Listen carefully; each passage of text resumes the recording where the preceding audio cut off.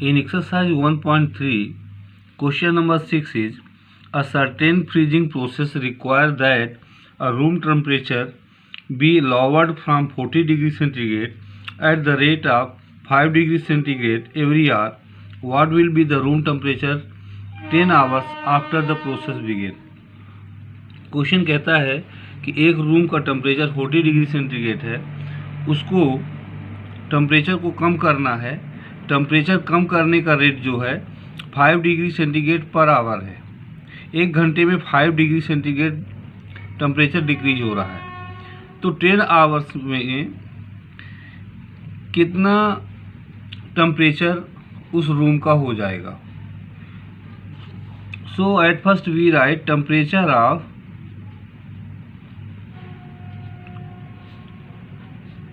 Room equal to 40 degree centigrade. Since rate of decreasing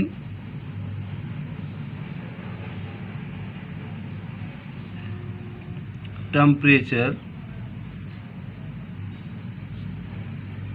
per hour equal to 5 degree centigrade, therefore temperature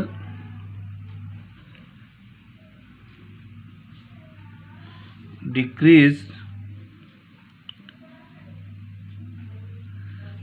in 10 hours equal to 10 into 5 degree centigrade is equal to 50 degree centigrade. 50 degree centigrade temperature 10 hours में decrease होगा।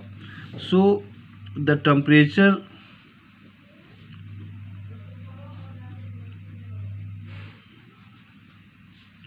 Of room after 10 hours is equal to 40 degree centigrade minus 50 degree centigrade. Since absolute value of minus 50 is greater than absolute value of 40, so we put minus sign outside the common bracket and subtract inside the bracket. We get minus 10 degree centigrade. So the temperature of room will be minus 10 degree centigrade. Question number 7 is, in a class test containing 10 questions, 5 marks are awarded for every correct answer and minus 2 marks are awarded for every incorrect answer and 0 for question not attempt. एक competition हुआ, class test हुआ, जिसमें 10 question थे। उसमें से जो correct answer किया गया, बच्चों ने किया, उसका 5 मार्क्स दिया गया और इनकरेक्ट में उनको -2 मार्क्स दिया गया पर क्वेश्चन के हिसाब से। एक क्वेश्चन यदि सही है तो 5 मार्क्स और एक क्वेश्चन यदि गलत है तो -2 मार्क्स। और 0 जो एक भी क्वेश्चन नहीं किया उसके लिए 0 दिया गया। अब पहला क्वेश्चन इसमें कहता है कि Mohan gets 4 correct and 6 incorrect answer, तो what is his score. Mohan ने 4 करेक्ट आंसर किया और 6 इनकरेक्ट आंसर किया, तो उसका स्कोर क्या है। तो इसमें हम लिखेंगे since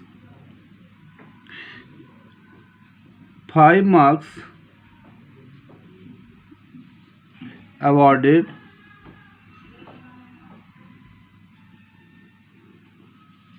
for every correct answer,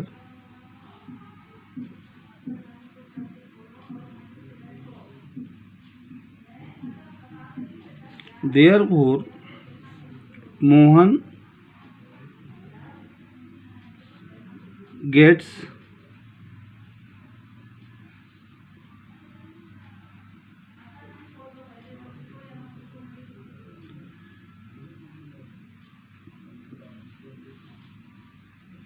marks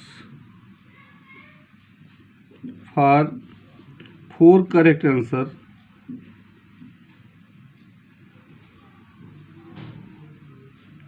is equal to 4 into 5 is equal to 20 marks. उसको 20 मार्क्स जो है करेक्ट आंसर के लिए मिले। Since -2 marks are awarded for incorrect answer,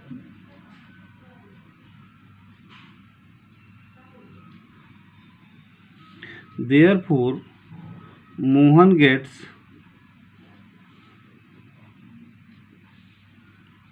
marks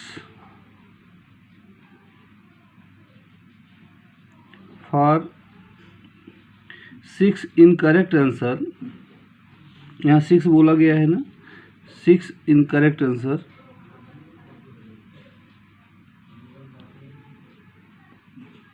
incorrect answer is equal to -2 into 6 is equal to -12। -2 marks दिया गया incorrect के लिए, उसने 6 इनकरेक्ट किया तो 6 का इंटू किया तो -12 मार्क्स आ गया। अब नाउ मोहन से score equal to 20 marks correct के प्लस -12 मार्क्स इनकरेक्ट के, इनको प्लस करेंगे तो 20 -12 हो जाएगा, प्लस माइनस का into -20 -12, so answer will be 8. So Mohan's score is 8 marks.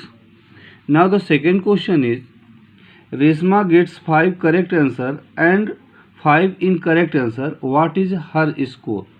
Reshma 5 correct answer की है और 5 इनकरेक्ट आंसर की है, तो उसका टोटल स्कोर कितना है? तो since marks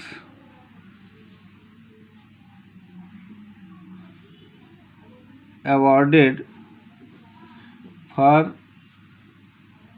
each correct answer is equal to 5, therefore Reshma gets marks for 5 correct question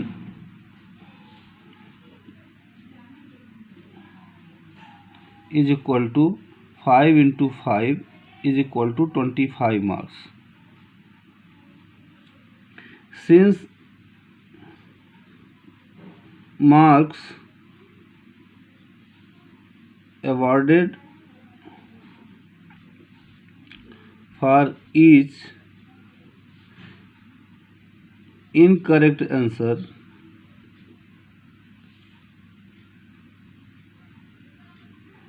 is equal to -2, therefore Reshma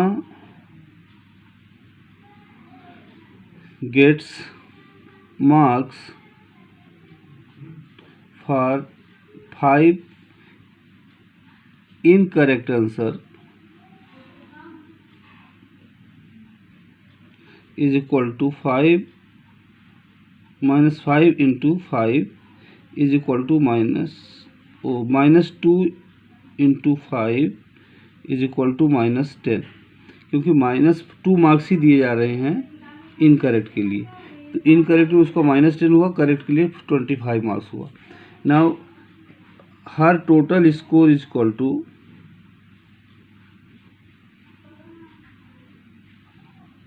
-25 plus -10 is equal to 25 minus 10 is equal to 15 marks. तो रेशमा को 15 marks मिले थे, मोहन को 8 marks मिला था। Now it's third question is, Heena gets 2 correct answer and 5 incorrect answer out of 7। Heena ने सिर्फ 7 question ही किया, 3 क्वेश्चन उसने लेफ्ट छोड़ दिया, तो यहाँ पर से हम लिखेंगे since marks awarded for each correct answer is equal to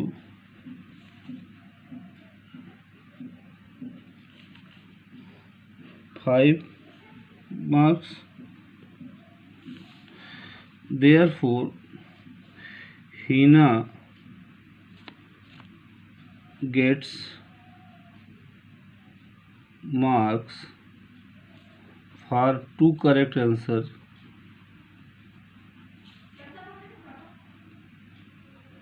is equal to 2 into 5 is equal to 10 marks. Since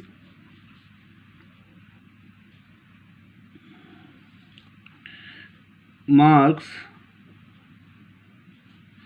awarded for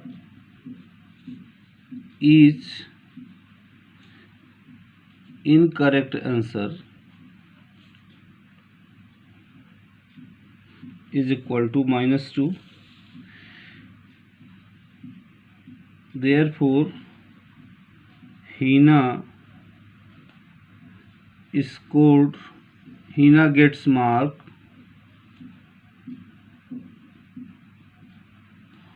for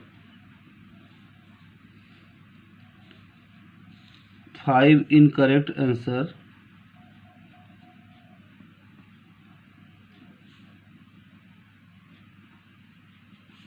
is equal to -2 into 5 is equal to -10 marks.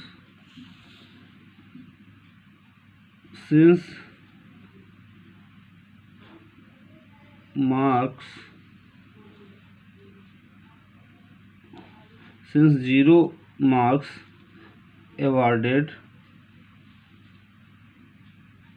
for not attempt question,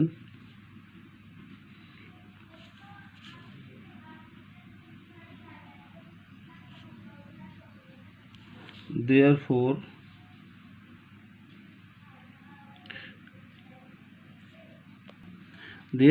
she gets marks for not attempt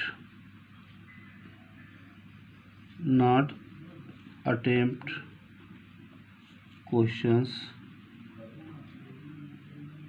is equal to 0 into 3 is equal to 0. Out of 10 questions में 7 question उसने किया था, 3 question नहीं किया था, तो 3 के marks को 0 मिलेगा. Now her total score is equal to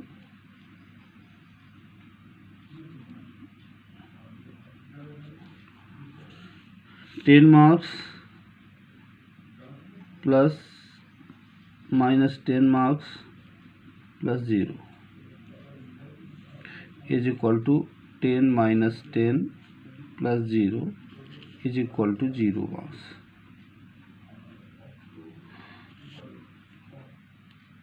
Question number 8 is, a cement company earns a profit of ₹8 per bag of white cement sold and a loss of ₹5 per bag of grey cement sold.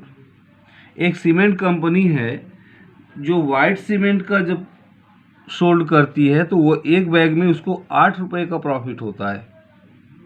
वहीं पर जो grey colour की cement है उसका एक bag जब sold करती है तो उसको 5 रुपीज़ का लॉस होता है. यानी वाइट सीमेंट को एक बैग वाइट सीमेंट बेचता है तो उसको 8 रुपये का फ़ायदा होता है, और ग्रे सीमेंट जब बेचता है तो उसे 5 रुपये का नुकसान होता है. अब क्वेश्चन पहला ये कहता है कि the company sells 3000 bags of white cement and 5000 bags for grey cement in a month, what is its profit और लॉस. तो उसे एक कंपनी जो है ना 3000 बैग्स जो है वाइट सीमेंट की बेचती है एक महीने में, और उसी महीने में 5000 बैग्स ग्रे सीमेंट को बेचती है, तो उसको उस महीने में क्या लाभ हुआ या हानि हुई ये आपको बताना है. तो सॉल्यूशन में पहले आप लिखोगे कि company earns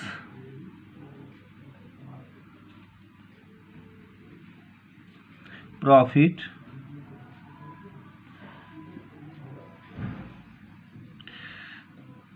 company earns profit on selling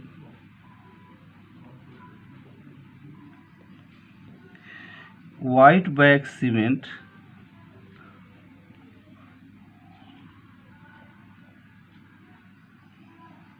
white cements. Company earns profit on selling white cements per bag is equal to ₹8।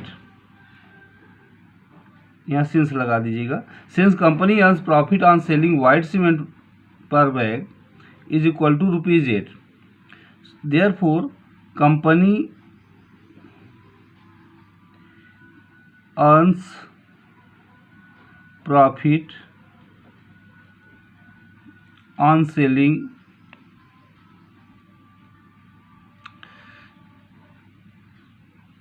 3000 bags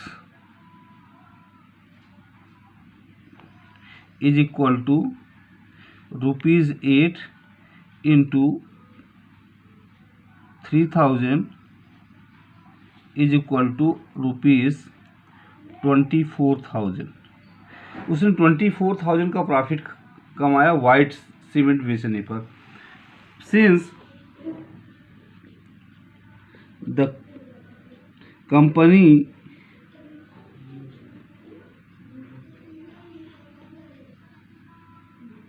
earns loss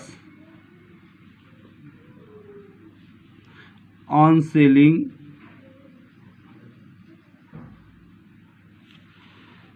per bags of grey cement is equal to ₹5, therefore company earns loss on selling कितना बेचा था 5000 on selling 5000 bags of grey cement is equal to ₹5 into 5000 is equal to ₹25,000। अब आप देख रहे हो कि उसने 24,000 का प्रॉफिट कमाया और 25,000 का उसका लॉस हुआ। तो since ₹25,000 is greater than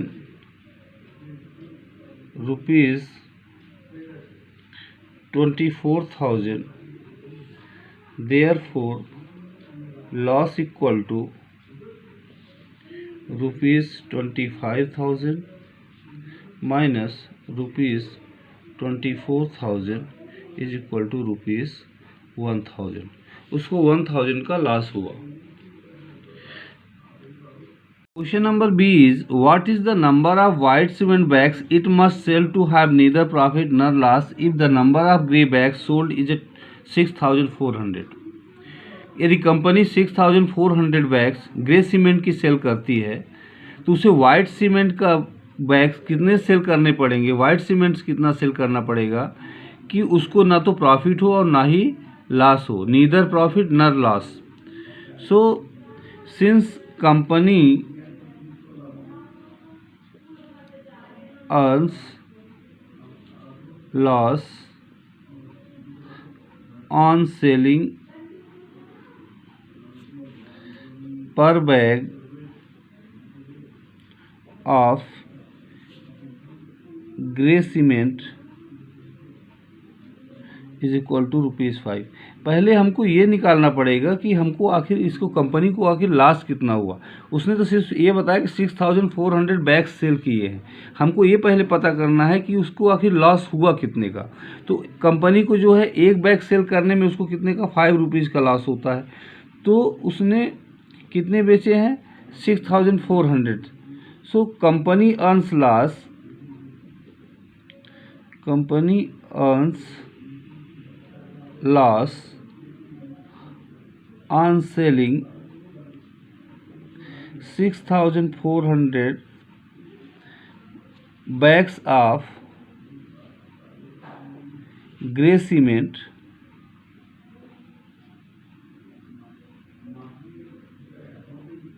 is equal to ₹5 into 6,400, क्योंकि एक बैग में ₹5 का लॉस हो रहा है तो 6,400 में हम उसको मल्टीप्लाई कर देंगे तो हमारा आ जाएगा ₹0 5 4 जा 20 5 6 जा 30 32, उसे 32,000 रुपीज़ का लॉस हुआ। अब हमको इस 32,000 को रिकवर करना है। Since company earns profit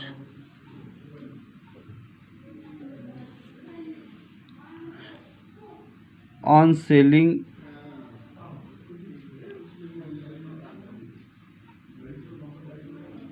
per bag of white cement is equal to ₹8 ₹8 उसको एक बैग बेचने में फ़ायदा होता है। हमको इसी को वाइट सीमेंट को बेच के हमको 32,000 अर्न करना है। कंपनी को 32,000 अर्न करना है। एक बैग बेचने में उसको ₹80 मिल रहे हैं। So therefore company must cell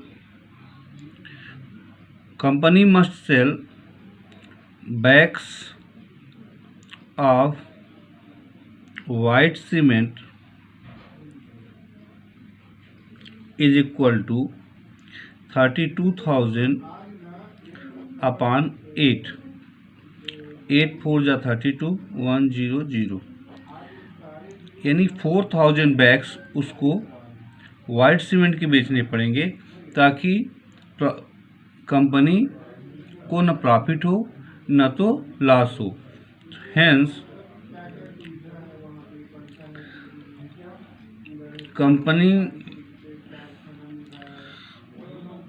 company cell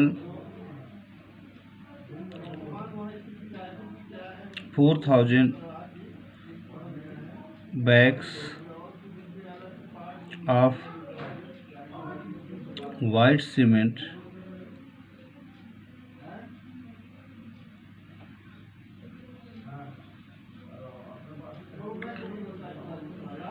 to have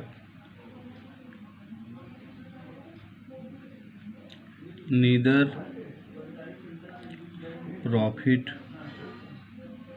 nor loss.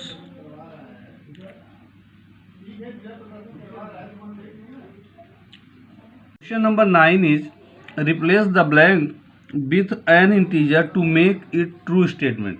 There are some statements you have to put integers to make this statement true. जब हमारे पास 2 नंबर्स का प्रोडक्ट दिया रहता है और out of 2 number 1 number is known and another is unknown, then we find the another number by dividing product by first number. मतलब कहने का कि यहाँ पर 2 नंबर्स हैं, एक मिसिंग है, इन दोनों का प्रोडक्ट जो है 27 दिया हुआ है। तो हमको यहाँ का नंबर निकालने के लिए हम 27 डिवाइडेड बाई -3 कर लेंगे तो आपका हो जाएगा -27 divided by 3 is equal to -9। So answer will be -9। यहाँ -35 दिया है, -35 divided by 5 is equal to -35 divided by 5 is equal to -7। तो your answer will be -7।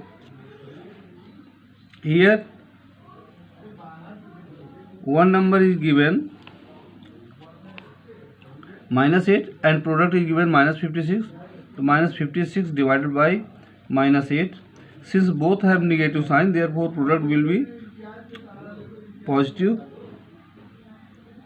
So plus 56 divided by 8, we get 7 only. So here we write 7. D is product is 132 and one number is minus 12. Since one number is positive and another is negative, so result will be negative. 132 divided by 12 is equal to minus 12 1 ja 1, 12 1 ja 12, in minus 11. So after this question, your 1.3 exercise completed.